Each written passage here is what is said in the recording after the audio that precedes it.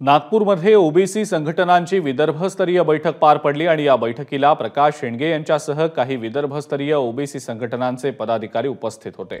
या बैठकीमध्ये विधानसभा निवडणुकीमध्ये 288 जागा लढवणार असल्याचा ठराव मंजूर करण्यात आला आहे। सगळे सोयरे जीआर काढू नये अन्यथा आम्ही रस्त्यावर उतरू असा इशारा प्रकाश शेंडगे यांनी दिलेला आहे। ओएसिस फर्टिलिटीच्या तज्ञांनी आयव्हीएफ उपचार पद्धतीद्वारे 1 लाखांहून अधिक जोडप्यांना मातृत्व प्राप्तीचा आनंद दिला आहे।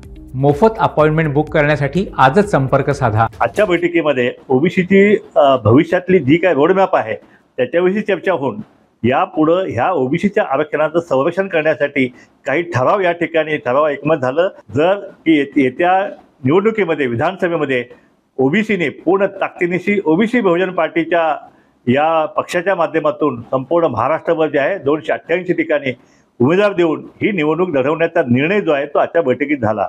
त्या 57 कुणबी नोंदी ज्या आहेत ज्या सरकारने केल्या आहेत त्या ताबडतोब त्या सगळ्या बोगस आहेत, त्याला कुठलाही कायद्याचा आधार नाही आहे, त्यामुळे त्या ताबडतोब रद्द कराव्यात असाही ठराव जो आहे तो आजच्या बैठकीमध्ये या ठिकाणी पारित झालेला आहे। एबीपी माझा, उघडा डोळे बघा नीट।